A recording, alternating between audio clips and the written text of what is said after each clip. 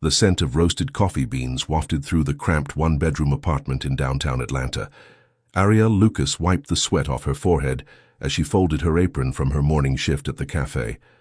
The soft whirring of a ceiling fan was the only sound filling the room, aside from the rhythmic tapping of Collins Edwards' fingers on his phone. He was sprawled out on the second-hand couch, legs stretched, eyes fixed on the screen. The apartment was dim, the blinds closed to keep the heat out, but it did little to brighten the mood between them. "You're home early," he said, not looking up. "Yeah," she replied quietly. "The manager let me off after the breakfast rush. Thought I'd use the time to clean before heading to the evening shift." "Cool," he mumbled. This had become their rhythm, her juggling 2 to 3 jobs a day, restaurant, house cleaning, cafe, while Collins, with his degree in business administration, insisted on waiting for the right opportunity. He refused to work fast food or retail. Those jobs were beneath him, he claimed. He was going to be a CEO, not some cashier. But Ariel remembered when they were different, when they were just kids at Jefferson High. He was the only black guy in her AP economics class, always brimming with ideas, dreams, and ambition. She was the shy biracial girl who could code circles around the boys in their tech club. They had clicked quickly, their chemistry undeniable. Everyone had said their relationship wouldn't last, especially when Collins couldn't get into any of the top-tier schools Ariel applied to. Still, they stuck together. They both landed in-state scholarships, her for computer science, him for business, and moved in together after graduation, full of plans to conquer the world. But dreams, she'd learned, were expensive. "No calls today?" she asked gently, grabbing a broom. "Nah, nothing yet. I applied to that firm in Midtown, but they want people with experience. Stupid, right? How do you get experience if nobody hires you?" Ariel nodded. "Maybe you could try something part-time in the meantime. Just until something clicks." Collins finally looked up, his brows furrowed. "You want me flipping burgers?" "No," she said, choosing her words carefully. "Just helping out a bit would ease the pressure. Rent is coming up again and I'm covering it alone again." He sighed, rubbed his temple, and then waved her off. "I didn't go through 4 years of college to mop floors, Ari. I'm building a legacy." Ariel said nothing. She simply continued sweeping the room, tucking her pain behind a clenched jaw.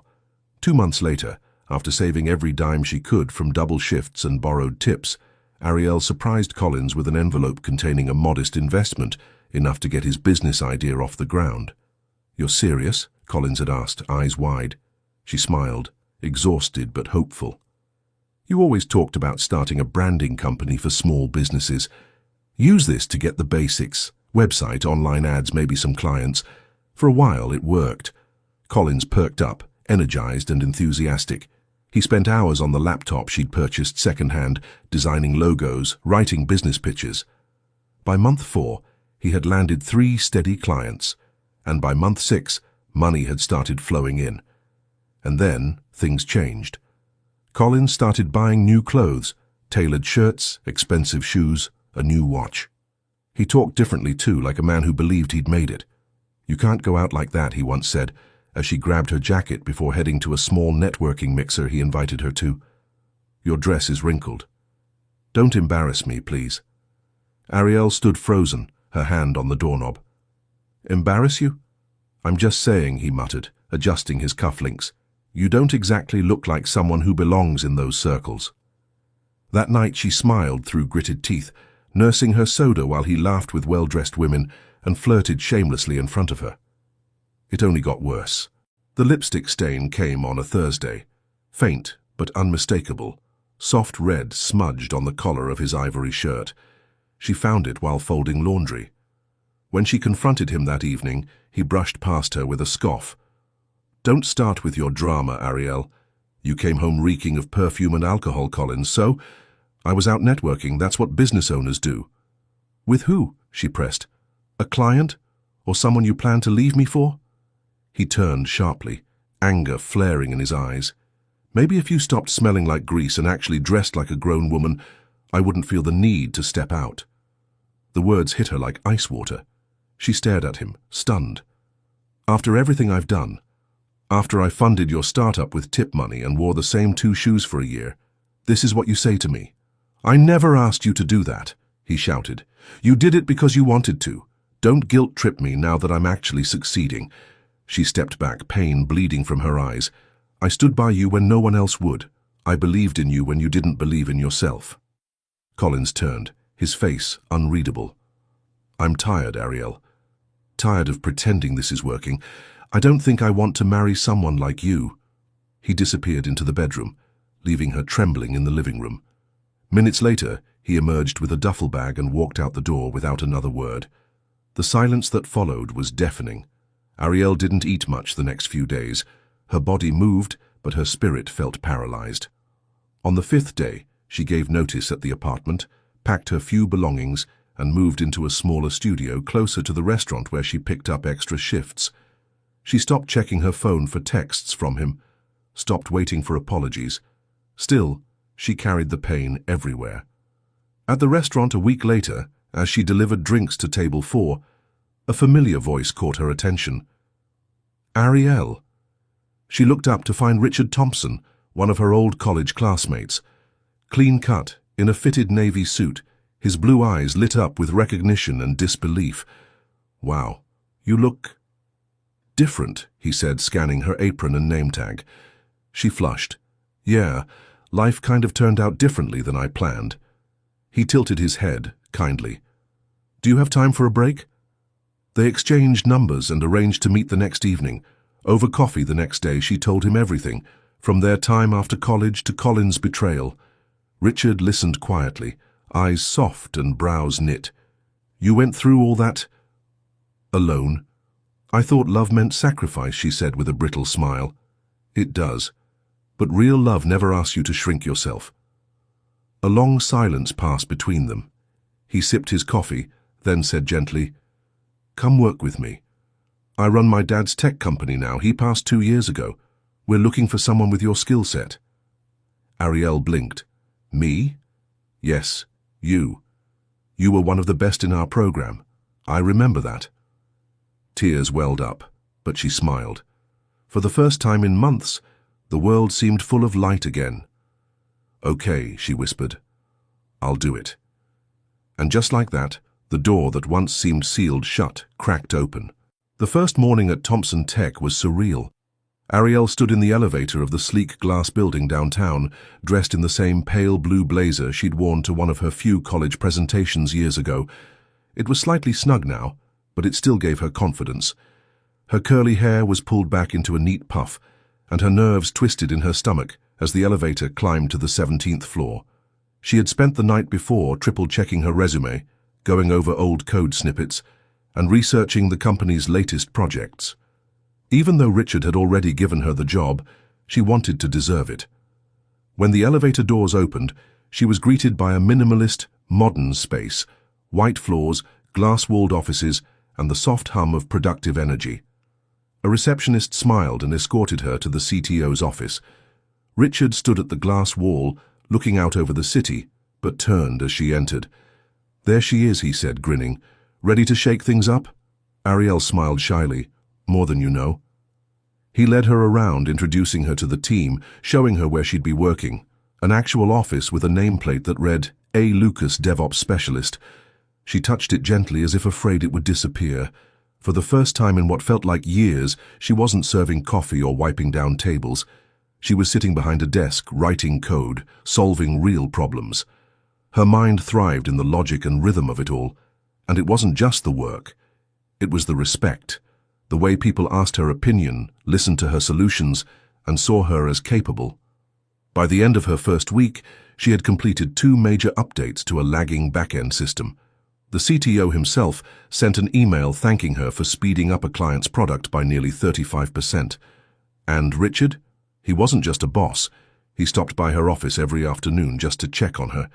Sometimes he brought lunch, sometimes just a cup of her favorite ginger mint tea. "You're glowing," he told her one Friday afternoon as they stood in the cafeteria overlooking the skyline. She looked up at him, the late sunlight painting his features gold. "I feel like I can breathe again." "You deserve more than just air, Ariel," he said softly. "You deserve to soar." There was a moment of silence between them, the kind that hums with unspoken words. But Ariel wasn't ready, not yet. Weeks turned into months. Her paycheck allowed her to move out of her tiny studio into a bright two-bedroom apartment with views of the park. She bought herself new clothes, nothing extravagant, but elegant pieces that made her feel like the woman she was becoming. One Saturday morning, she ran into her former co-worker from the cafe, Maya, at a grocery store. "Girl, you look like money," Maya joked, pulling her into a hug. "What happened? You win the lottery?" "Something like that," Ariel laughed. She shared her story, and Maya beamed. "I always knew you were too smart to be scrubbing dishes for the rest of your life." Ariel smiled, but part of her still carried the ghost of those hard days, reminders of where she came from. As her life blossomed, Collins's life slowly crumbled. Without Ariel's quiet discipline, the business began to wobble. Collins hired friends with no experience, spent recklessly on image, flashy offices, high-end suits, luxury networking events. He cared more about looking successful than building sustainability. Clients began to leave, complaints about delayed deliveries, amateur designs, and poor communication piling up. One afternoon, he opened his email to find notices of legal action for unpaid invoices. His assistant had quit. His social media manager had ghosted him.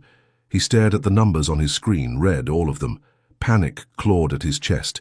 He tried calling some of the women he had partied with, but none picked up.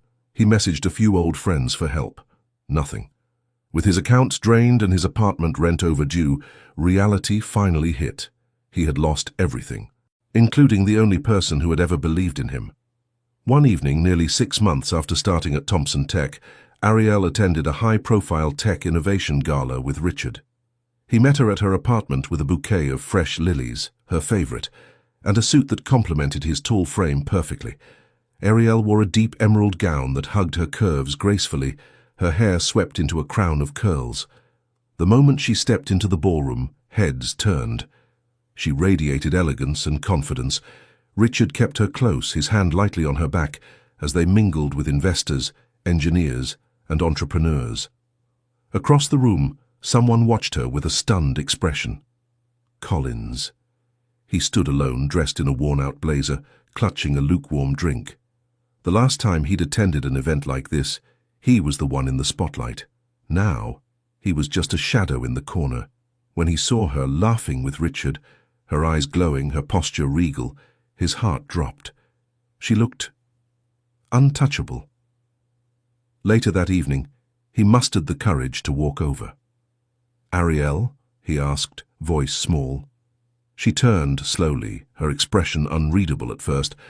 Then recognition flickered in her eyes. Not bitterness, not even anger. Just distance. "Collins," she said, politely. "You look amazing," he said, his voice hoarse. "Wow, I almost didn't recognize you." Richard stepped slightly forward, but Ariel placed a gentle hand on his arm and smiled calmly. "Thank you," she said. "It's been a while." "I've been meaning to reach out," Collins continued, swallowing hard, "to apologize. For everything." She tilted her head, silent. "I didn't realize what I had until I lost it. I was stupid, arrogant. I miss you." Ariel gave a soft, sad smile. "I hope you've learned something from it," she said quietly. "Because I did." His brows furrowed. "We were good together once, right? We could be again. Maybe start fresh." Richard gently shifted beside her, but Ariel didn't flinch. "No," she said firmly. "I'm not the same girl you left behind, Collins. I gave everything to someone who couldn't see my worth. I'll never do that again." A pause. Her voice softened. "I wish you well, but I've moved on, and I'm happy." Collins stood frozen, watching as she turned away, her hand wrapped into Richard's. As they walked off into the crowd, his world faded into the background. Later that night, Ariel and Richard stood outside under the starlit sky. "You okay?" he asked. She nodded. That was closure. "I didn't know I needed it until now." Richard turned to her, brushing a stray curl from her face. "You're the strongest woman I know." She looked at him then, truly looked, and saw not just the man who gave her a chance, but the man who loved her without needing to fix her or change her. "You know," she said, voice quiet, "I used to think love was about sacrificing everything for someone else." He smiled. "And now?" "Now I know it's about choosing someone who makes you feel like you're already enough." Richard took her hand, gently pressing a kiss into her knuckles. "Then let me keep choosing you, Ariel. Every day." She leaned into him, the city lights sparkling behind them, the past finally behind her, and for the first time in her life she no longer feared the future. She embraced it. Sunlight streamed through the cathedral's stained glass windows, casting a kaleidoscope of colors across the marble floor. The soft notes of a string quartet drifted through the air as guests began to arrive, dressed in shades of gold, ivory, and navy. This wasn't just any wedding. This was Ariel Lucas's wedding, and every detail whispered elegance, triumph, and rebirth. From the opulent white roses spiraling around the wooden arch at the altar, to the tailored gown that hugged Ariel's frame in all the right places. It was the kind of day little girls dream of and strong women earn. But before this day came everything else. 2 months earlier, Richard had taken Ariel to a tech summit in Napa Valley. It was one of those weekend retreats where executives sipped fine wine between seminars and took scenic helicopter rides to network over mountaintops. But Richard had other plans. That evening, as the sun dipped below the horizon and the sky turned shades of lavender and peach, he led her to a private vineyard patio strung with tiny gold lights. A dinner table was set for 2. Ariel's brows rose. "What's all this?" He smiled. "A moment I've waited for." They dined under the stars, and just as she reached for her glass of rosé, Richard dropped to one knee. "Ariel," he began, his voice steady and full of conviction, "you were once the girl who made code look like art and turned quiet strength into survival. But today you're the woman who inspires everyone around her, especially me. I love you, not because you need saving, but because you saved yourself." He opened a velvet box. Inside was a sapphire ring nestled in diamonds, elegant and timeless. "Will you marry me?" Tears filled her eyes. Not out of shock, but gratitude. She had imagined love before, but never like this. Never with someone who saw her entirely. "Yes," she whispered, 1,000 times yes. Now, standing behind the arched oak doors of the chapel, Ariel exhaled deeply. Her heart thudded, not with nerves, but with peace. "Ready?" Her maid of honor, Maya, asked, holding her train gently. Ariel turned, smiling wide. More than ever.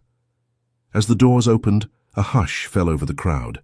She stepped forward, radiant, each step an echo of resilience.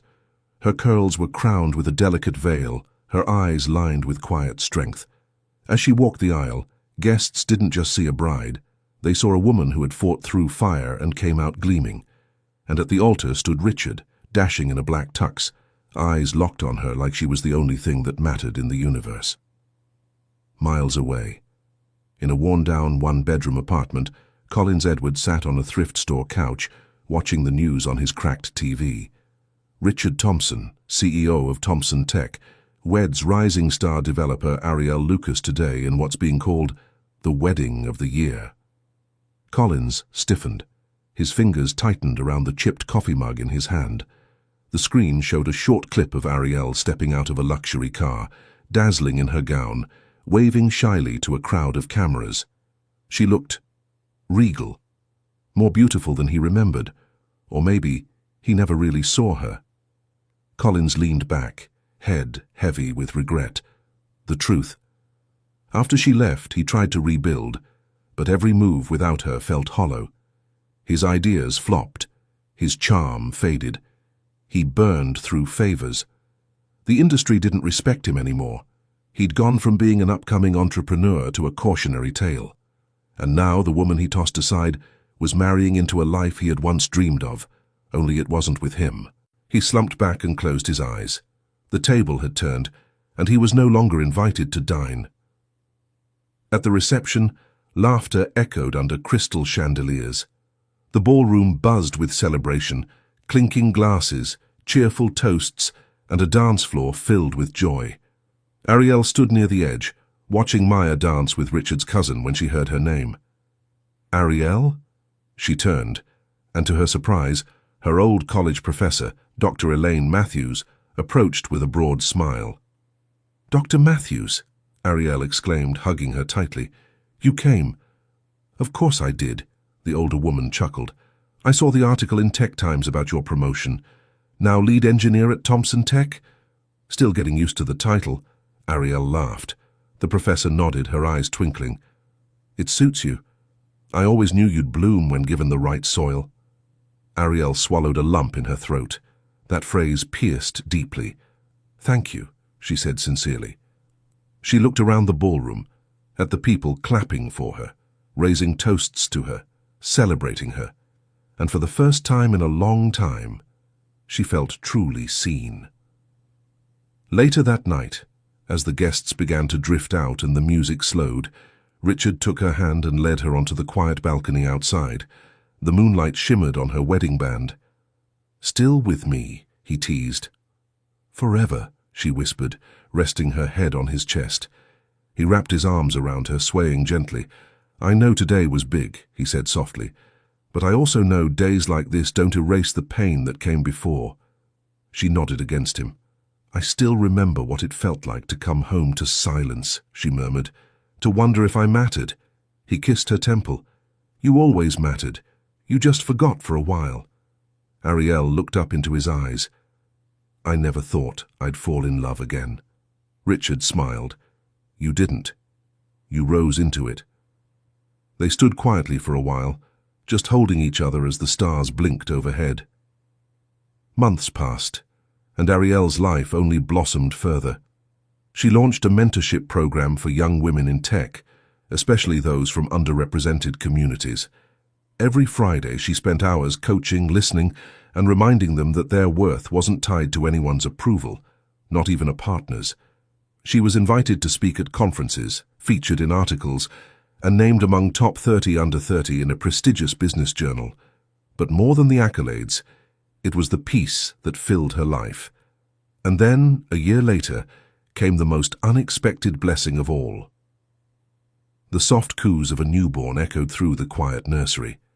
Ariel cradled her son in her arms, his tiny fingers wrapped around hers. Richard stood nearby, smiling like the world had just handed him its greatest treasure. "We should name him," he said, brushing the baby's cheek. Ariel looked down at their son's caramel skin, his full head of curls, the way he snuggled into her like he had been waiting his whole life just to be in her arms. "How about—" "Elijah," she whispered. "Elijah Thompson," Richard repeated. "Strong, gentle, just like his mom." Tears filled her eyes again. These were the good kind, the ones born of fulfillment, not survival. As she rocked Elijah gently, she whispered promises into his ear. "I'll raise you to know your worth, to love yourself even if no one else does, and to never settle for anyone who can't see your light." She glanced at Richard, who now leaned over and kissed her forehead, and to know that real love builds, it never breaks. In that moment, as their son drifted to sleep in her arms, Ariel smiled. She had been broken, abandoned, dismissed, but she rose. She healed. She chose herself, and in doing so she found a love that met her where she stood. The table had turned, and this time she was at the head. Ariel never heard from Collins again. 3 years later, the Thompson estate sat nestled on the edge of Lake Lanier, its wide porch wrapped in flowering jasmine, with wind chimes singing gently in the breeze.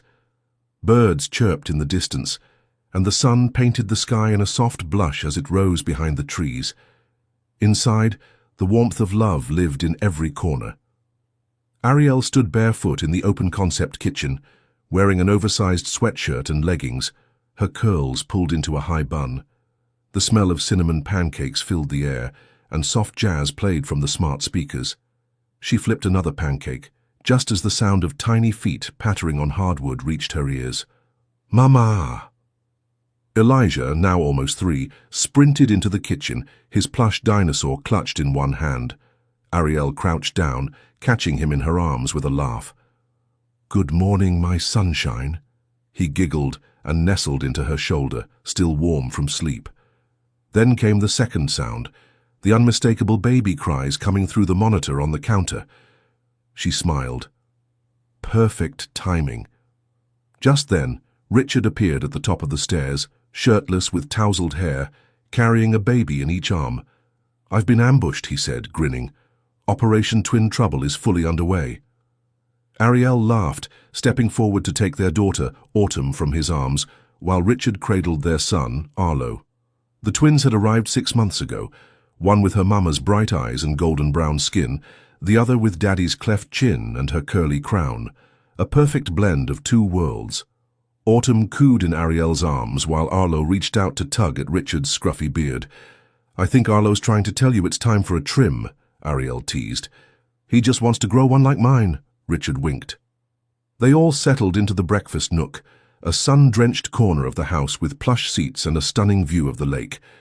Elijah nibbled on tiny pancakes cut into shapes, while Autumn and Arlo gurgled in their high chairs beside them. In that moment, the air was light with joy and laughter. Not a single trace remained of the struggle, heartbreak, or doubt that once lingered in Ariel's soul. Richard reached across the table and squeezed her hand. 3 years, and somehow I love you more every day." Ariel smiled, eyes soft. "I never thought life could feel this full." He leaned over and kissed her forehead. "That's because you used to carry the weight of everything alone. Now you don't have to. We build it together."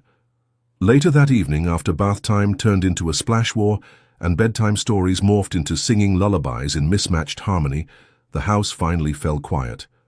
Ariel and Richard sat on the back porch, wine glasses in hand, watching the stars come alive above the water. "I was thinking," Richard began, "what if we take a family trip next spring? Somewhere far. A beach. No phones. Just us." "I'd love that," Ariel said. "The twins' first time flying. And maybe it's time we build that non-profit you always dreamed of," he added. "You've mentored so many girls already. Let's expand it." Ariel turned to him, eyes shimmering. "You really want to do that with me?" "I want to do everything with you," he said. She leaned her head against his shoulder, and they sat there in silence, wrapped in peace, wrapped in everything they had once fought so hard for. Not just a house, not just a love, but a home. One born of trust, respect, resilience, and healing. From the ashes of betrayal had grown something unshakable, and every giggle, every baby step, every morning kiss and late-night whisper proved that. Ariel was no longer surviving. She was thriving. And love, true love, had finally found her, multiplied, and filled her life in ways even her wildest dreams had never dared to imagine. The girl once left behind was now the woman the world applauded. The tables hadn't just turned. She had built an entirely new one, and everyone she loved had a seat at it. Thank you so much for watching and supporting my channel. Your love, comments, and shares mean everything to me. Grateful for each of you. Let's keep growing together. With love from Whispers of